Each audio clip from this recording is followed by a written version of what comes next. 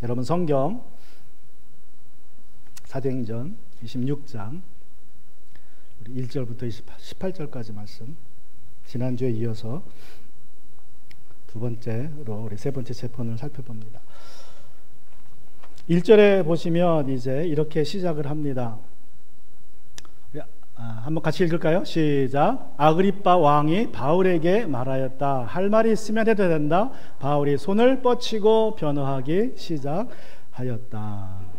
자, 바울이 먼저 이렇게 손을 뻗칩니다. 이게 이제 이렇게 인사를 해요. 손을 뻗쳐가지고 꼭 히틀러처럼 인사를 하는데, 이게 로마 시대의 인사법이라 그래요. 오른손을 들어가지고 이렇게 딱 뻗치는 게. 그런데 한번 상상해 보세요.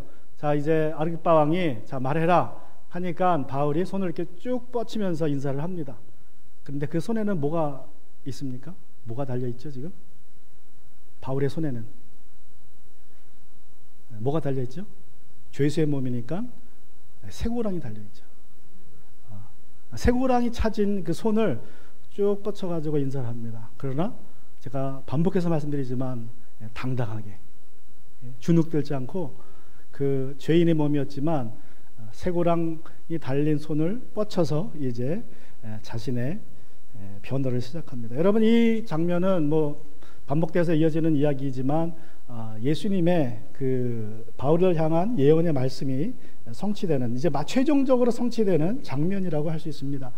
사도행전 9장 15절에서 아나니아를 통해서 예수님은 바울에 대해서 그는 내 이름을 이방 사람들과 임금들과 이스라엘 자손들 앞에서 가지고 갈 내가 택한 내 그릇이다 라고 말씀하셨는데, 세 번의 선교 여행을 통해서 이방 사람들 앞에서 복음을 선포했습니다. 그리고 회당을 찾아가 다니면서 또 복음을 선포했고, 세 번의 그 선교 사역 이후에 돌아와서도 이제 성전에서 이스라엘 자손들 앞에서 복음을 선포하죠. 그리고 이제 그 사건이 이제 이어져서 마침내 임금들, 총독과 임금들, 권세자들 앞에서 이제 자신의 변호를 하면서 복음을 전하게 됩니다. 그래서 이 아그리빠 왕 앞에서 한 이 바울의 재판과 그의 변호는 이제 이 말씀이 아주 완전히 성취되는 그러한 장면이라고 우리가 살펴볼 수 있습니다.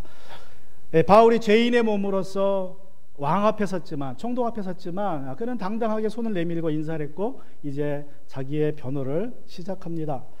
그것은 우리가 지난번에도 살펴봤지만 누가복음 21장 12절부터 15절에서 예수님이 그 하신 말씀의 이제 약속의 그 성취라고 볼 수 있습니다. 그러나 이 모든 일이 일어나기 앞서, 그러니까 예수님이 이제 다시 오기 전에 사람들이 너희에게 손을 대어 박해하고 너희를 회당과 감옥에 넘겨줄 것이다. 너희는 내 이름 때문에 왕들과 총독들 앞에 끌려갈 것이다. 자, 이제 바울이 끌려왔죠. 그러나 이 모든 것이 너희에게는 뭐 할 것이다? 증언할 기회가 될 것이다. 단순히 자기 변호가 아니라 복음을 전할 기회가 될 것이다. 그러므로 너희는 변호할 때에 말을 미리부터 생각하지 않도록 명심하여라. 나는 너희의 모든 적대자들이 맞서거나 반박할 수 없는 구변과 지혜를 너희에게 주겠다. 예수님이 제자들에게, 또 우리들에게 약속하신 말씀이에요. 그래서 여러분, 혹시라도 복음 때문에 어려움 당해서 권세들 앞에 서게 될 때에 여러분 걱정할 필요 없습니다. 세상 사람들이 반박할 수 없는 그러한 말을 할 수 있는 구변을 우리 주님께서 우리에게 주시겠다고 이제 약속하셨기 때문입니다. 이제 다시 본문으로 돌아가서 우리 사도행전에 가면 인사를 한 후에 본격적으로 바울이 이제 변론을 시작합니다. 바울은 그 당시 연설하는 그런 공식을 따라서 이 연설을 시작하는데, 첫 번째는 꼭 두 가지를 말한다 그랬죠. 연설 시작함에 있어서 첫 번째는 연설의 기회를 준 그 자리에 최고의 높은 사람한테 그 사람이 듣기 좋은 칭찬의 말을 해주는 게 첫 번째 연설하는 공식입니다. 두 번째 공식은 내 말이 길지 않을 거다라는 말을 꼭 해줘요. 내 말이 짧게 할 거다. 그리고 이제 본론으로 들어갑니다. 그래서 오늘 말씀에도 보면 2절 3절에서 아그리빠 임금님, 오늘 내가 전하 앞에서 유대 사람이 나를 걸어서 고발하는 모든 일에 대하여 변호하게 된 것을 다행으로 생각합니다. 그래서 다행으로 생각한다는 말은 굉장히 아주 평범하게 번역을 한 말이에요. 우리 성경적으로 번역을 하면 아주 행복하게 생각합니다, 복이 있게 생각합니다, 그런 뜻입니다. 왜냐하면 저기서 다행이라는 말이 마카리오스라는 말이에요. 마카리오스, 저 말은 산상수훈에서 복 있는 사람을 할 때의 헬라어의 원문이 마카리오스입니다. 복 있는 자는 할 때, 심령이 가난한 자는 복이 있나니 할 때 그 복이 있다는 말씀이 바로 마카리오스인데, 바울이 그 말을 쓰는 겁니다. 내가 정말 복이 있다. 왜 복이 있습니까? 아그리빠 왕 앞에서 그래도 변론하게 돼서 복이 있습니다. 다행입니다. 행복합니다. 자, 왜 그래요? 그것은 3절에 보면 특히 임금님께서는 유대 사람의 풍속과 쟁점들을 모두 잘 알고 계시기 때문입니다. 아무쪼록 내 말을 끝까지 참고 들어주시기를 바랍니다. 자, 이제 두 번째 말을 하죠. 자, 내가 말을 짧게 할 테니까 끝까지 인내로 들어주십시오. 자, 그가 자기 자신이 아그리빠 왕에서 변론하게 된 것을 행복하다고 복이라고 말한 이유는요, 3절에서 이 아그리빠 왕이 반쪽 유대인이죠. 반쪽입니다. 그래서 이제 뭐 비록 반쪽 유대인이지만 유대 사람의 풍속과 쟁점들, 여러 가지 논쟁들을 잘 알고 있습니다. 또 왜 알 수밖에 없냐면요, 지난주에도 말씀드렸지만 아그리빠 왕에게는 예루살렘 성전을 관할하는 권한이 로마에게서부터 주어졌어요. 비록 아그리빠 왕이 다른 지역 저 갈릴리 북쪽에 살고 있지만 성전을 다스리고 그 성전의 대제사장의 예복을 관리하는 책임은 아그리빠 왕에 있습니다. 대제사장을 임명하는 권한도 아그리빠 왕에 있어요. 그래서 어쩔 수 없이 유대인의 여러 가지 종교적인 풍속들, 문화들을 알 수밖에 없습니다. 그래서 다행이다, 행복하다라고 얘기하고 이제 내 말을 끝까지 참고 기다려달라는 말로 이제 본격적인 변론을 시작합니다. 그래서 4절부터 11절에는 자신이 이제 삶을 설명할 때에 구원받기 전의 삶을 설명합니다. 우리 한번 같이 읽을까요? 시작. 내가 젊었을 때부터 살아온 삶을 모든 유대 사람이 알고 있습니다. 곧 그들은 내가 내 동족 가운데 그리고 예루살렘에서 처음부터 어떻게 살아왔는지를 알고 있습니다. 그들은 오래전부터 나를 알고 있었으므로 증언하려고 마음만 먹으면 그들은 내가 우리 종교의 가장 엄격한 파를 따라 바리새파 사람으로 살아왔다는 것을 인정할 것입니다. 하나님께서 우리 조상들에게 주신 약속에 소망을 두고 있기 때문에 여기 서서 재판을 받고 있습니다. 우리 계속해서 읽으면 7절부터 우리 12지파는 밤낮으로 열심히 하나님을 섬기면서 그 약속이 이루어지기를 바라고 있습니다. 저나 나는 바로 이 소망 때문에 유대 사람들에게 고발을 당한 것입니다. 여러분은 어찌하여 하나님께서 죽은 사람들을 살리신다는 것을 믿을 수 없는 일로 여기십니까? 사실 나도 한때는 나사렛 예수의 이름을 반대하는 데에 할 수 있는 온갖 일을 다 해야 한다고 생각하였습니다. 자, 우리 계속해서 읽으면 12절 시작. 그래서 나는 그런 일을 예루살렘에서 하였습니다. 나는 대장들에게 가서 권한을 받아가지고 많은 성도를 옥에 가두었고 그들이 죽임을 당할 때에 그 일에 찬동하였습니다. 그리고 회당마다 찾아가서 여러 번 그들을 형벌하면서 강제로 신앙을 부인하게 하려고 하였습니다. 나는 그들에 대한 분노가 극도에 달았으므로 심지어 외국의 여러 도시에까지 박해의 손을 뻗쳤습니다. 자, 오늘 본문의 말씀을 살펴보면요, 바울이 이제 예수님 믿기 전의 삶을 그리고 있는데 굉장히 아주 남다른 삶을 살았다고 볼 수 있습니다. 바울은 청소년기에 다소에서 예루살렘으로 왔어요. 율법을 공부하고 바리새인이 되고자. 그런데 어떤 삶을 살았습니까? 당시 예루살렘에 수많은 인구가 살았을 텐데 그 예루살렘 사람들이 자기를 다 알고 있을 정도로 자기가 열심히 있었다는 거예요. 그들이 마음만 하면 내가 어떻게 살았는지 청소년 때에 지원할 수 있다. 내가 경건한 유대인으로서 유대교의 가장 엄격한 파인 바리새파의 법을 배우고 그렇게 살았다는 것을 인정할 거다. 보면 알고 있다 반복이 되죠. 예? 자, 4절에서도 유대 사람이 알고 있습니다. 또 그 밑에 4절 끝에 보면 또 알고 있습니다. 그리고 또 5절에 가면 인정할 것입니다. 그러니까 모든 유대인들, 예루살렘의 유대인들은 바리새인으로서 바울이 어떻게 살았는지를 아주 잘 알고 있습니다. 그런데 자, 내가 바리새인으로서, 유대인으로서 내가 지금 그럼에도 불구하고 지금 재판받고 있는 이유는 뭐라 그래요? 우리 조상들이 받아온 약속이 있습니다. 그 약속을 얘기해요. 6절에 보면 하나님께서 우리 조상들이 주신 약속의 소망을 두고 있기 때문입니다. 내가 재판받는 것은 약속의 소망을 두고 있기 때문이다. 어떤 약속입니까? 설명을 이제 7절부터 9절에 보면 그 12지파가 밤낮을 열심히 하나님 섬기면서 그 약속이 이루어지기를 바라고 있습니다. 저나 나는 이 소망 때문에 유대 사람에게 고발을 당한 것입니다. 그러니까 약속이라는 말과 이 소망이라는 말이 같은 말이에요. 약속이라는 말과 소망은 같은 내용입니다. 자, 그것 때문에 내가 지금 고발당했고 이 재판받고 있는데 갑자기 8절에 이런 말을 해요. 여러분은 어찌하여 하나님께 죽은 사람들을 살리신다는 것을 믿을 수 없는 일 여기십니까? 갑자기 질문을 던져버립니다. 결국 저 8절이 약속의 내용이고 소망의 내용입니다. 저 8절이. 그 약속이라는 것은 하나님께서 죽은 사람도 살리신다는 것이에요. 부활의 소망이 이스라엘 백성들이 받은 약속이에요. 내가 그 약속 때문에 여기 서 있다. 근데 왜 여러분은 그것을 믿지 못하십니까? 라고 이제 되짚어 질문합니다. 그러면서 다시 돌아가요. 자, 내가 그 약속은 근데 나도 한때 그 약속을 믿지 못했습니다. 그래서 9절에서는 사실 나도 한때, 자, 여러분은 그 약속을 못 믿으시죠? 나는 믿습니다. 그런데 사실 나도 과거에 한때는 그 약속을 믿지 못했습니다. 라고 9절부터 다시 이제 돌아갑니다. 나도 한때는 나사렛 예수의 이름을 반대하는 일에 할 수 있는 온갖 일을 다 해야 한다고 생각하였습니다. 이제 그러면서 자기가 그리스도인들을 핍박한 그 이야기를 이제 계속 이어가는 것입니다. 그러면서 예루살렘에서 핍박을 시작하였고, 거기서 제사장들에게 고난을 가지고 많은 성도들 오게 가두었고, 그들이 죽임을 당하는 때에 그 일에 찬동하였습니다. 찬동하였다는 말은요, 투표를 했는데 그 예스를 투표에 내가 예라고 표현했다는 소리입니다. 찬동하였다는 말은 원문에 보면 돌을 던지다 그런 뜻이에요. 흰 돌을 던지다. 당시에 로마 헬라 사람들이나 이 유대인들이 이게 투표를 하면 어떻게 하냐면, 찬성은 흰 돌을 항아리에 집어넣고 반대는 검은 돌을 집어넣어서 투표수를 셉니다. 그래서 내가 찬동하였다, 그리스도인들을 핍박하는 일에 찬동하였다는 말은 내가 흰 돌을 던졌다, 그런 뜻입니다. 흰 돌을 던졌다. 자, 그런데 중요한 것은 유대인으로서 그리스도인들을 핍박하기로 찬동하는 일에 투표할 일은 아무나 하는 일이 아니죠. 사내들인 의원들만 하는 일입니다. 그래서 이 바울이 이 10절의 말에 근거해 보면 바울이 사내들인의 그 의원일 수 있는 확률이 굉장히 높습니다.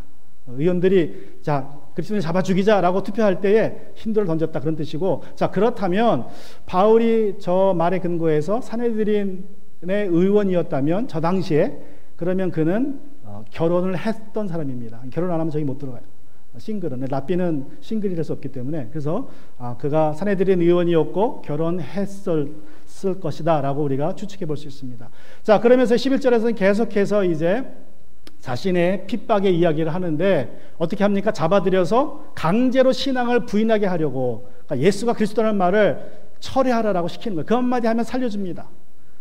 사람을 잡아놓고 예수가 그리스도가 아니다 라고 한마디만 하면 다 풀어져요. 그런데도 그들이 그런 말을 안 하죠. 목숨 걸고 죽습니다.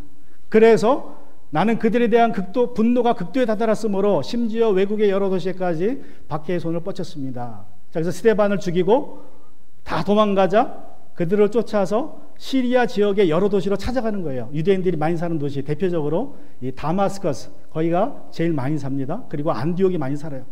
그래서 아마도 그 큰 도시를 돌아다니면서 이제 박해를 하려고 하는데, 자, 주님께서 어떻게 합니까? 주님께서 가만 두지 않죠. 자, 이것이 이제 바울의 회심의 세 번째 이야기입니다. 세 번째 이야기. 자, 바울의 회심이 사도행전에 9장과 22장과 26장 세 번 나오는데, 이 세 번째 회심 이야기가 세 이야기 중에서 가장 짧습니다. 가장 짧아요. 그래서 이 세 번째 이야기 그 내용에 보면 이제 또 14절부터 여기 보면, 한 번은 내가 이런 일로 대장들과 얘기해서 고난을 위임받아서 받아가지고 다마스크로 가고 있었습니다. 임금님, 나는 길을 가다가 한낮에 하늘에서부터 하늘보다 더 눈부신 빛이 나와 내 일행을 둘러 비추는 것을 보았습니다. 자, 이제 바울이 악을 품고 모든 그리스도인을 잡아 죽이려고 하자 주님이 나선 것입니다. 주님이 이제 나서서 바울을 막습니다. 14절, 우리는 모두 땅에 엎어졌습니다. 그때 히브리 말로 나에게 사울아 사울아 너는 어찌하여 나를 핍박하느냐, 가시돋친 채찍을 발로 차면 너만 아플 뿐이다 하는 말하는 음성을 들었습니다. 우리 15절 보면, 그래서 내가 주님 누구십니까? 하고 물었더니 주님께서는 나는 내가 핍박하는 예수다. 자, 일어나서 발을 딛고 서라. 내가 네게 나타난 목적은 너를 일꾼 삼아서 내가 나를 본 것과 내가 장차 내게 보여줄 일에 증인이 되게 하려는 것이다. 나는 이 백성과 이방 사람들 가운데서 너를 건져내서 이방 사람들에게로 보낸다. 이것은 그들의 눈을 열어주어서 그들이 어둠에서 빛으로 돌아서고 사단의 세력에서 하나님께로 돌아오게 하며 또 그들이 죄사함을 받아서 나에 대한 믿음으로 거룩하게 된 사람들 가운데 들게 하려는 것이다 하고 말씀하셨습니다. 자, 이렇게 이제 바울이 자기가 어떻게 예수님을 만났나에 대해서 이야기합니다. 말씀드린 것처럼 이 예수님을 만난 이야기는 새 회심 이야기 중에서 가장 짧은 이야기입니다. 그래서 이 26장 회심 이야기에는 없는 내용들이 많아요. 그 9장이나 22장에는 나왔지만 여기에 없는 내용이 나옵니다. 없는 내용이 있습니다. 어떤 내용이 있어요? 바울이 밝은 빛으로 시력을 잃었다는 그 말이 없어요. 26장에는. 또 시력을 잃은 그런 내용이 없기 때문에 아나니아를 통해서 바울이 시력을 회복했다는 말도 없습니다. 9장에서는 아나니아가 와서 안수기도 해줘서 눈이 났죠. 22장에 보면 아나니아가 명령합니다. 바울아 눈 떠라. 바울이여 눈 뜨시오. 이런 식으로.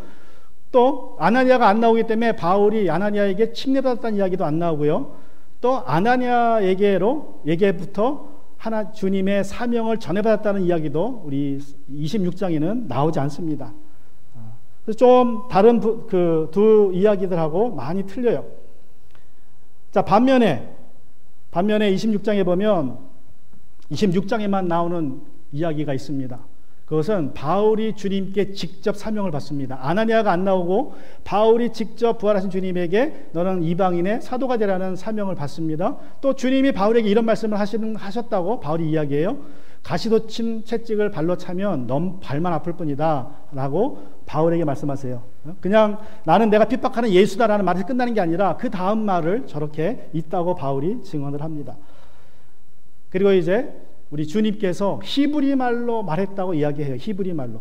이것도 좀 생각해 보니까 일리가 있는 게 지금 누구한테 증언하고 있어요? 총독과 아그리빠 왕에게 증언하고 있죠. 총독과 아그리빠 왕은 라틴어나 헬라 말에 능숙한 사람들입니다.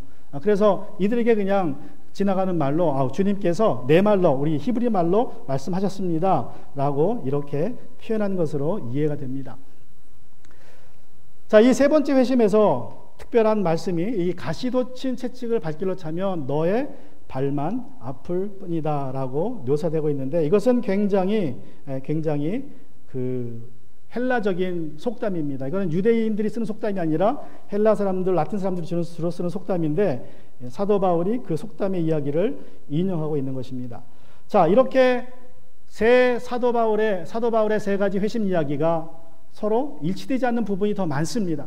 그래서 어떤 신학자들은 그렇게 얘기를 해요. 어떤 신학자들은 뭐 세 가지 이야기가 다 일치하지 않는 거 보면 이거 꾸며낸 이야기일 수 있다. 진실성이 좀 부족하다. 같은 이야기면 내용이 좀 맞아야 되는데 내용이 좀 틀린 게 있고 맞는 것보다 틀린 게 훨씬 많습니다. 그래서 어떤 신학자들은 그렇게 주장을 해요. 이거는 그냥 누가나 이런 사람들이 꾸며낸 이야기일 수가 있다. 물론 어떤 근거는 있겠지만 좀 덧붙인 것들이 많을 수 있다라고 설명을 해서 이 이야기의 사도 바울의 회심의 진전성을 부인하는 사람들이 있습니다. 그런데 저는 그렇게 생각하지 않습니다. 여러분, 이 세 가지 이야기가 좀 디테일한 부분들은 다르지만 그 다른 이유는 뭐 심플해요. 왜 다를 수밖에 없느냐? 같은 사건을 이야기하면서 왜 다를 수밖에 없느냐? 그것은 회심의 간증 대상이 다르기 때문에 그렇습니다. 듣는 사람이 달라요. 듣는 사람이. 그래서 9장에서는 직접적으로는 데오빌로라는 그 누가복음을 이 사도행전을 누가가 쓴 그 사람을 위해서 쓴 글이기 때문에 그 사도행전의 흐름에 따라서 집어넣는 이야기이기 때문에 거기에 맞게 누가가 각색을 했어요. 22장에서는 대상이 누굽니까? 바울이 누구에게 이해하고 있어요? 바울이 성전에서 유대인들에게 이해하고 있습니다. 유대인들에게. 그래서 여기는 굉장히 유대적인 요소들이 많습니다. 유대인들이 들으면 이해할 만한 부분들이 많아요. 특별히 22장에서는 이 유대인들이 뭐라고 정죄합니까? 바울을 너는 우리 유대인들에 대해서 율법에 대해서 성전에 대해서 거슬러 말하고 있다라고 고소를 했고 붙잡아서 때렸어요. 그래서 그걸 반박하기 위해서 바울이 22장에서는 아나니아 이야기를 많이 합니다. 그리고 아나니아를 경건한 유대인이라고 얘기해요. 다마스커스에서는 잘 알려진 칭찬받는 유대인, 경건한 유대인인 아나니아가 나에게 찾아와서 내 눈을 떠게 해줬고 예수님께 받은 사명을 나에게 전달해줬다. 나는 아주 경건한 유대인으로 살았고 그리고 예수님을 만났을 때도 경건한 유대인을 통해서 내가 사명받았다 하고 해서 자기가 성전과 모세의 율법에 대해서 거슬러 말했다는 것을 반박을 합니다. 그래서 유대적인 상황에서 유대인들의 문화에서 자기 이야기를 이렇게 합니다. 그래서 좀 달라요. 또 26장에서는 대상이 베스도와 아그리빠이죠. 이방인들입니다. 그래서 그들에게 맞는, 그들이 들었을 때에 이해가 될 수 있는 그러한 이야기 내용으로 각색을 해요. 편집을 해서 자기 회심 이야기를 들어줍니다. 그래서 다 틀려요. 특별히 말씀드린 것처럼 채찍이 가시돋친 채찍을 밭길로 차면 너만 아플 뿐이다. 이 말은 로마 제국에서 이방인들이 주로 쓰는 속담입니다. 예수님의 입에서는 나오기가 좀 고개가 갈등할 만한. 그러나 저는 예수님 말씀했다고 생각을 해요. 다 그냥 평범하게 이해되는 속담이었기 때문에. 여러분, 소가 뒷발질하면 어떻게 합니까? 소가 쟁기질을 하는데 뒷발질하면 말을 안 들으면 어떻게 돼요? 우리는 그냥 채찍으로 때리지만 만약에 소가 거칠고 말을 안 들으면 가시 달린 그 새꼬챙이로, 뾰족한 새꼬챙이로 찌릅니다, 뒤에서. 그래서 제가 그림을 보여드리면, 여기 뭐 보시는 것처럼 이 소가 말을 안 들으면요, 꼬챙이로 찔러요, 엉덩이를. 원하는 대로 가라고. 이게 이제 이렇게 생긴 겁니다. 엄청 아프겠죠? 소가 말을 안 듣고 뒷발질을 하면 저걸로 계속 찔러댑니다. 원하는 방향으로 가라고. 자, 베스도와 아그리빠는 이 말, 예수님이 하신 말, 가시돋친 채찍을 발길로 차면 너만 아플 뿐이다 말을 들었을 때 금방 이해했어요. 아, 바울이 지금 어떤 상황이구나. 바울이 그리스도인들을 핍박하고 다녔다는 것이 하나님의 뜻을 어긴 것이고, 그것 때문에 이 바울이 지금 어려움을 당하는 것이구나라고 금방 이해할 수 있었습니다. 여러분, 이 사도행전에 기록된 세 번의 그 회심 이야기는 각자 내용이 좀 다르다고 해서 꾸며낸 이야기라고 치부하는 것은 이거 옳지 않습니다. 반대로 이렇게 생각하면 돼요. 바울의 회심 이야기가 3번이나 기록됐다는 말은 무슨 뜻이에요? 예? 바울의 회심 이야기가 한 책에서만 3번 반복됐다는 말은 그만큼 중요하다는 뜻입니다. 누구나 그 내용을 숙지하고 있어야 된다는 뜻이에요. 그 정도로 중요하다는 뜻이에요. 그 정도로.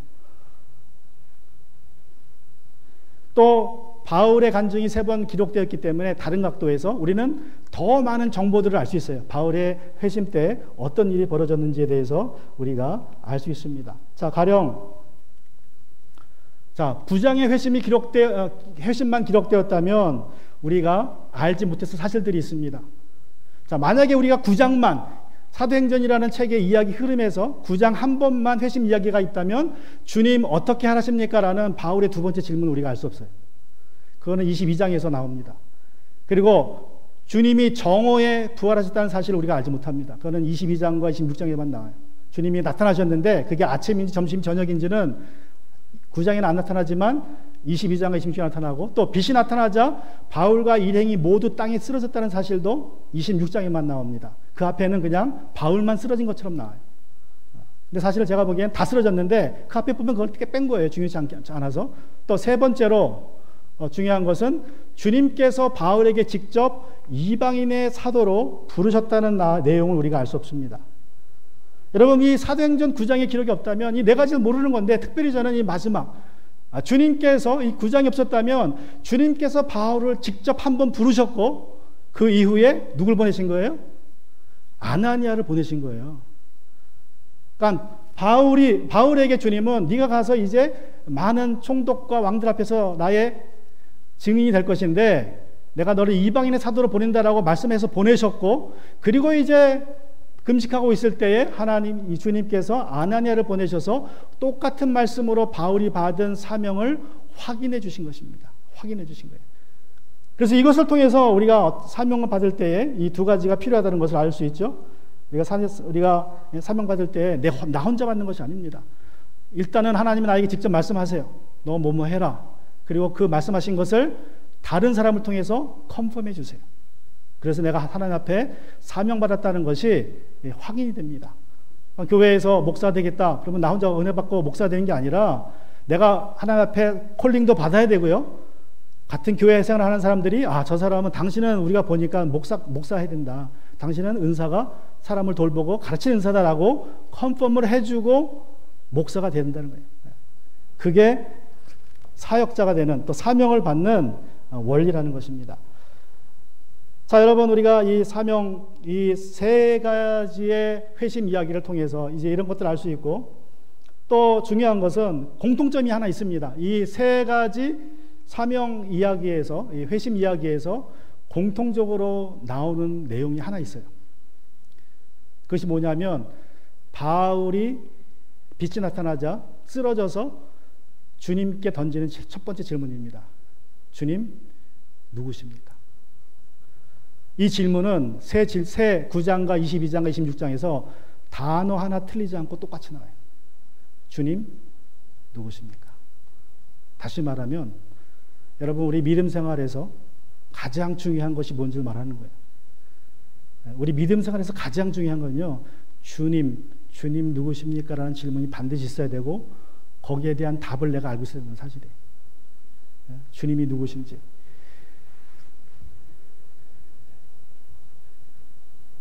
주님이 뭐라고 대답하십니까? 나는 내가 핍박하는 예수다라고 대답하세요. 여러분, 우리가 평생 살면서 잊지 말아야 될 질문은 주님 누구십니까? 라고, 그 답은 주님, 나는 내가 핍박하는 예수다. 너를 위해서 십자가에 죽은 예수다라는 사실을 잊지 말아야 됩니다. 이것이 믿음의 기본입니다. 기본. 그런데 아쉽게도 이걸 처음에 잘 시작했다가 중간에 잊어먹는 사람들이 있어요. 처음에는 영으로 시작했다가 육신으로 빠지는 사람들이 있어요. 제가 아주 오래전에 한국 TV에서 본 그 이야기인데, 어떤 중국 부부의 이야기입니다. 중국 부부가 있어요. 근데 남편이 아주 못된 사람입니다. 남편이 하루에 대부분을 아내를 패요. 마음에 안 들면 아주 학대를 합니다. 근데 아내가 남편하고 헤어지지 않고 같이 살아요. 또 아내가 이제 가장 역할을 하는 거예요. 가정을 책임지면서 외판원을 하고, 그러면서 남편을 항상 데리고 다닙니다. 남편을 돌봐요. 남편이 좀 정신적인 문제가 있어가지고 또 건덕지가 있으면 때려요. 자기 아내를 때리고 학대합니다. 그래서 주변 사람들이 얘기합니다. 이혼하라고. 왜 그런 남편하고 사냐고. 그럼에도 불구하고 이 아내가 남편을 버리지 않고 같이 데리고 다니며 맞으며 살아요. 나중에 이 이유를 알아봤더니 이 남편이 하루에 딱 10분만 제정신이 돌아온대요. 하루에 10분만. 그 10분 동안, 제정신이 돌아온 10분 동안은 그렇게 아내한테 잘해준대요. 사랑한다고 얘기해주고, 정말 어느 남편하고 비교 없을 정도로 그 아내한테 잘해준다 그럽니다. 그래서 그 아내가 그 10분 때문에 그 남편이 언제 10분 동안 제정신이 돌아올지 몰라가지고 항상 데리고 다닌다는 거예요. 그리고 10분이 되면 그 아내는 너무나 행복해요. 너무나 남편이 잘해줘서. 여러분, 어쩌면 우리의 모습이 이 남편과 같을 때가 있지 않습니까? 우리가 주님을 사랑한다고 고백하고 주님에게 잘해드려야 되는데 대체로 그냥 내 맘대로 살다가 정신 들었을 그 짧은 시간, 아침에 큐티하는 그 짧은 10분, 20분, 30분 기도하는 그 시간만 제정신이 들어서 주님 사랑한다고 고백하고 성경책을 닫고 기도의 방을 떠나면 세상 사람처럼 변하는 그러한 모습이 우리에게 있지 않는지 한번 생각해 봐야 될 것 같습니다. 여러분, 바울은 부활하신 주님을 만났는데, 부활하신 나사렛 예수를 만났는데, 그 이후로 단 한 번도 평생에 그것을 잊어본 일이 없습니다. 그리고 이제 그분의 증인으로 평생을 그렇게 살았습니다. 여기서 중요한 것은 바울이 이 나사렛 예수를 만났다는 것입니다. 여러분, 우리가 나사렛 예수를 만났다는 사실, 이게 아주 사소한 일인 것 같지만 이 나사렛이란 단어가 하나 붙어서 주는 어감은 굉장히 틀립니다. 나사렛 예수를 만나서 우리가 예수님을 위해서 살아야 되는데 그 사실을 잊어버리면 어떻게 살 수 있습니까? 사역자든 평신도든 간에 어떤 삶을 살게 됩니까? 베드로전서 5장 2절에 보면 여러분 가운데 있는 하나님의 양떼를 먹이십시오. 억지로 할 것이 아니라 하나님의 뜻을 따라 자진하여 더러운 이익을 탐할 것이 아니라 기쁜 마음으로 하십시오. 또 디모데전서 6장 5절도 보면 그리고 마음이 썩고 진리를 잃어서 경건을 이득의 수단으로 생각하는 사람 사이에 끊임없는 알력이 일어납니다 라고 말씀합니다. 여러분, 우리가 나사렛 예수님의 그 사명, 예수님이 만난 이야기를 우리가 잊어먹게 되면 우리가 사역하는 목적이, 또 그리스도인으로서 사는 목적이 주님을 증거하는 것이 아니라 더러운 일을 탐하게 되는 그런 사역자가 될 수 있고, 그러한 그리스도인으로 살 수 있다는 사실을 우리가 기억해야 됩니다. 그래서 경고한 거예요.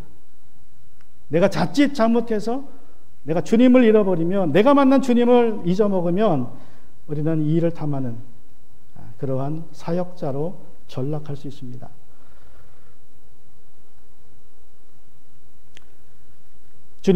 우리가 주님을 처음 만났을 때에 말씀드린 것처럼 우리는 주님은 누구십니까? 라는 질문을 반드시 해야 됩니다.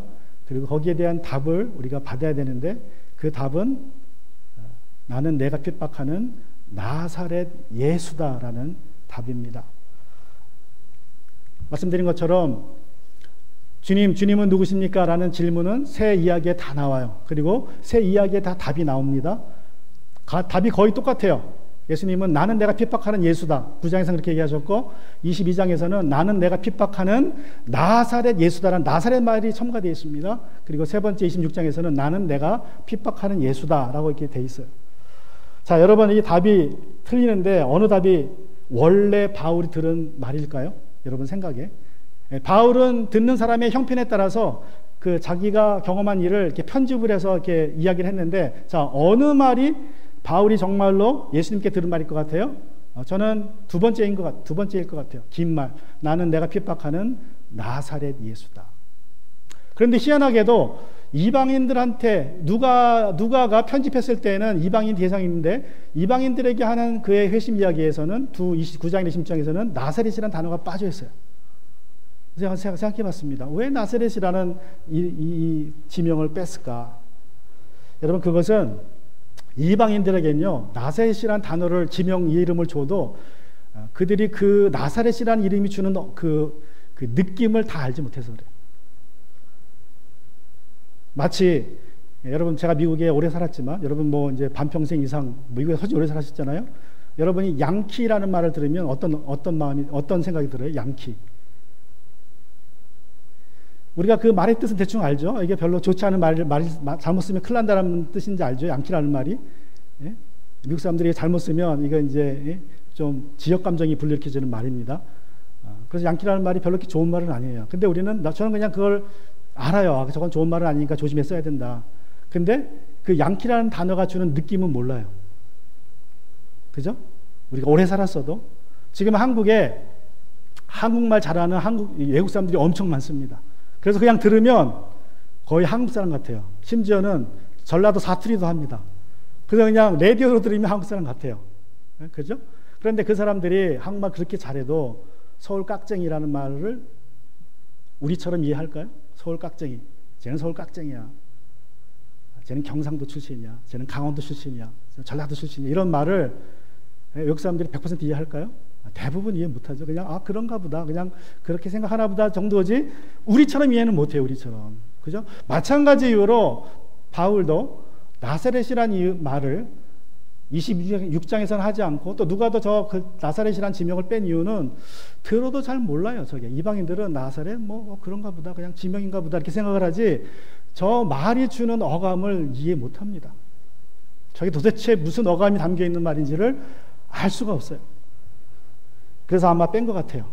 근데 바울은 유대인들한테 자신의 간증을 들려줄 때는 나사렛 예수라고 분명히 얘기해줘요. 그 사람들은 알거든요. 내가 만난 예수님은 나사렛 예수다. 자, 그러면 나사렛이라는 단어에 어떤 어감이 들어있길래 바울이 유대인들에게만 저 단어를 사용했을까요? 자, 그 나사렛이라는 어감이 주는 그 느낌을 우리가 좀 알 수 있는 구절이 있습니다.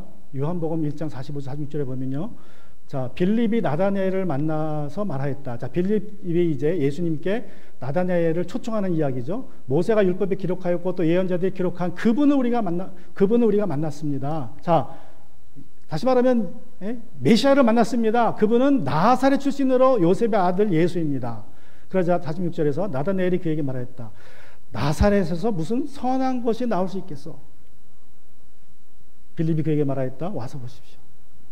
그러니까 유대인들에게 나사렛이라는 단어에서 얻는 어감은요, 야, 나사렛에서 무슨 선한 것이 나오겠습니까? 그 깡촌에서 그것도 메시아가 나사렛에서 나온다고? 이 말은 어떤 의미냐면요, 이 말을 표현하면 야, 나사렛에서 메시가 나온다니 해가 서쪽에서 뜨겠다. 그런 어감이에요. 그런 어감. 그러니까 아주 천하게 여기는 것입니다. 그래서 심지어 나사렛이라는 지명은요, 구약에 한 번도 안 나와요. 천여 개의 지명이 나오는데 구약에서 단 한 번도 언급되지 않고 신약에 와서 예수님 때문에 언급되는 것입니다.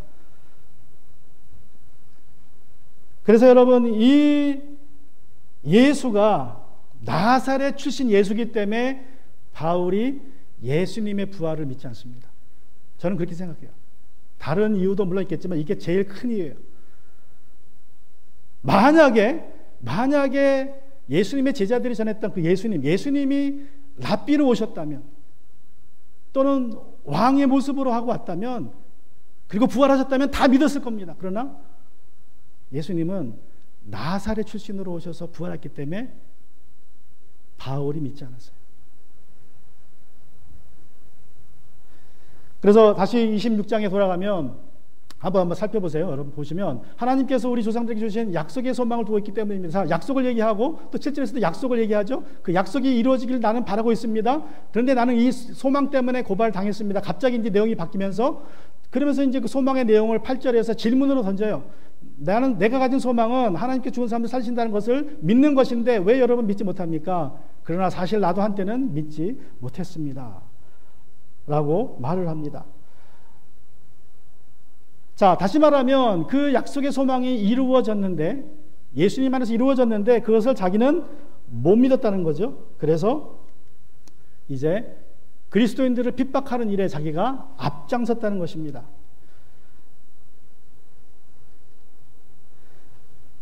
여러분, 그리스도인으로서 한번 생각해 보세요. 이 바울이 그리스도인이 되기 전에 바리새인으로 훈련받았습니다. 아주 열심으로 살아서 유대 사람들이 다 알았어요. 예루살렘 사람들이 그가 어떤 사람인지, 어떻게 종교생활을 하는지, 신앙생활을 하는지 다 알았습니다.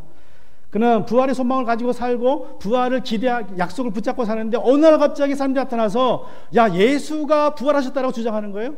그리고 막 복음을 전하기 시작하고 12명의 사람들이 120명이 되고 120명이 3,000명이 됩니다. 이 사람들이 모여가지고 예수가 부활했다고 선포하고 다니는 거예요. 복음을 전하고 다니는 거예요. 근데 그 문제는 그 예수가 나사렛 출신입니다. 그 중에 하나 스데반을 붙잡았어요. 그리고 돌로 쳐 죽입니다. 스데반을 돌로 쳐 죽이는데 스데반이 죽을 때 어떤 모습으로 죽습니까? 돌에 맞아 피를 흘리며 죽을 때에 어떤 기도를 해요? 주님, 저들의 죄를 용서해 주십시오. 저는 저들이 하는 일을 모릅니다. 그리고 그 얼굴이 마치 천사의 얼굴 같더라. 바울은 그걸 봤습니다. 그런데도 예수님의 부활을 믿지 않았어요. 한번 상상해 보세요, 여러분. 어떤 사람이 예수님 때문에 죽어가면서도 용서하는 기도를 했고 얼굴이 고통의 얼굴이 아니라 천사의 얼굴로 바뀌었는데 그것을 본 바울은 감동이 없었어요. 오히려 분을 냅니다. 왜 그래요? 그 스데반이 말하는 부활하신 예수가 나사렛 출신이었기 때문에,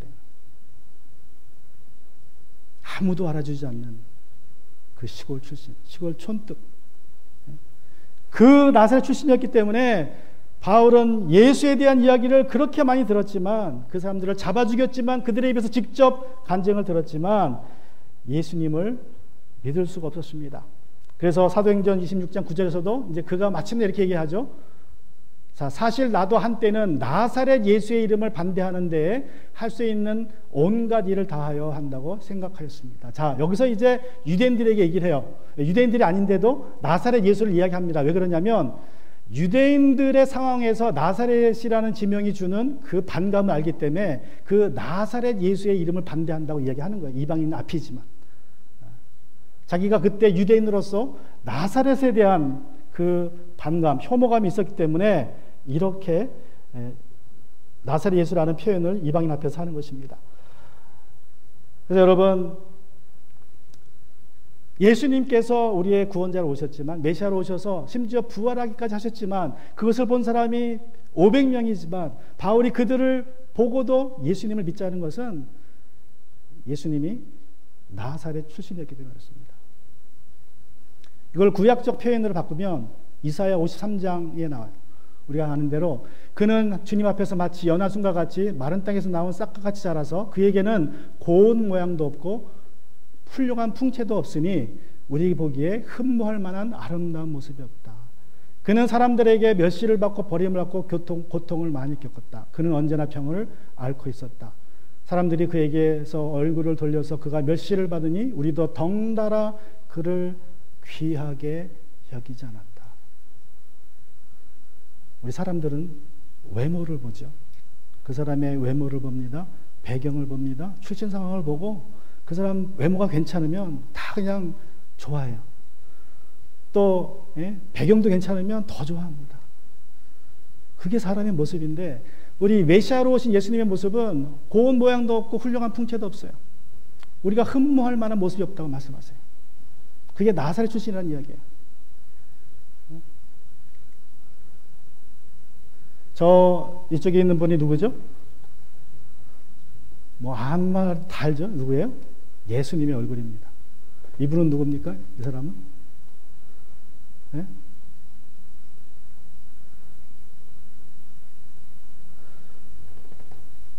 정말 이건 이사야 53장 2절과 3절까지 반대되는 얼굴이죠.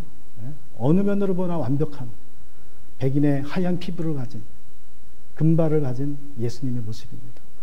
유럽 사람들이 예수님을 이렇게 그린 거예요. 자기들의 눈으로. 한 10여 년 전에 과학자들이 DNA를 연구하고 여러 가지 유대 지방의 형편을 고려해서 고고학적으로 팔레스타인 지방의 평균 남자의 얼굴을 이렇게 다시 만들었습니다. 그리고 주장한 것이 아마도 예수님도 이런 얼굴을 가지셨을 것이다. 이렇게 생기실 것이다. 그래서 최근에 과학자들이 다시 그린 과학적으로 과학의 근거에서 그린 예수님의 얼굴이라고 추정을 합니다. 예수님이 이런 분이라면 많은 사람들이 따라갔을 거예요. 예루살렘 분이 이런 분으로 오셨어요.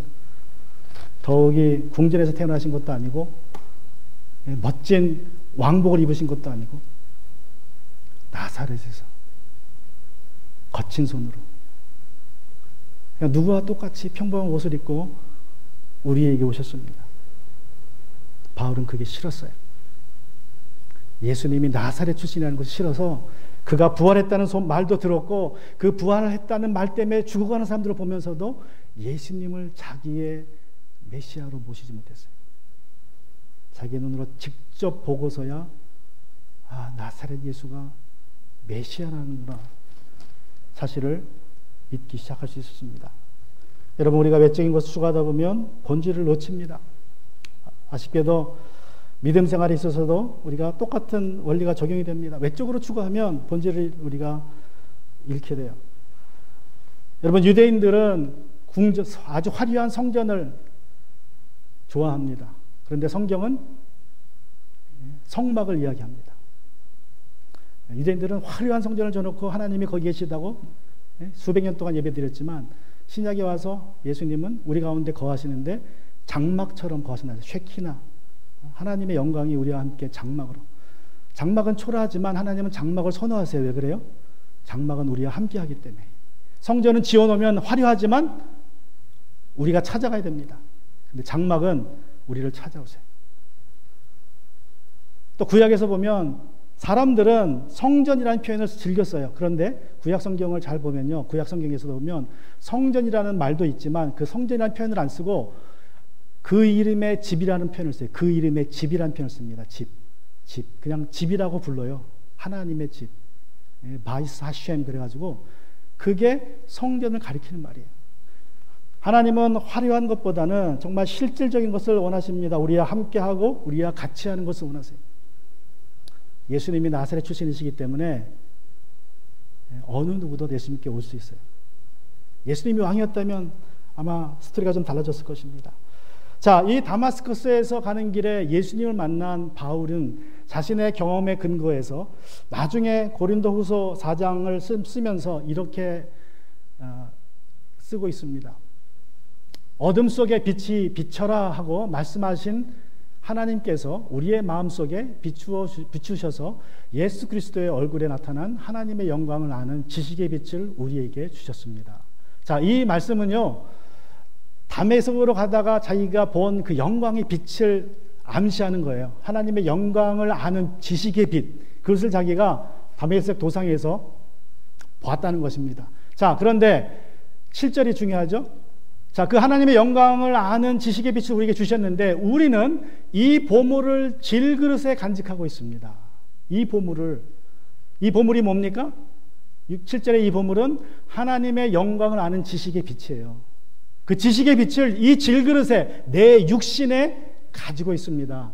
자, 그런데 그 보물이 내 육신 안에 있기 때문에 이 엄청난 능력은 하나님에게서 나는 것이지 우리에게서 나는 것이 아닙니다. 즉, 그 지식의 빛이 내 안에 있으면 하나님이 우리에게 능력으로 역사하신다는 거예요. 어떤 능력이냐? 8절. 우리는 사방으로 죄어들어도 움츠러들지 않으며 답답한 일을 당해도 낙심하지 않으며 박해를 당해도 버림받지 않으며 꺾으림을 당해도 망하지 않습니다. 그 지식의 빛이 그 안에 있기 때문에, 질그릇에 담겼기 때문에. 여러분, 바울이 사도행전 26장에서 변호를 시작할 때에 손을 들고 인사를 했다 그랬죠? 그죠? 로마 인사법으로 손을 딱 들었어요. 그때 그의 손에는 쇠고랑이 달려 있었지만 그는 부끄럽지 않았습니다. 자, 바울이 이제 그의 간증을 다 끝날 때쯤에도 손을 또 한 번 듭니다. 사도행전 26장 29절.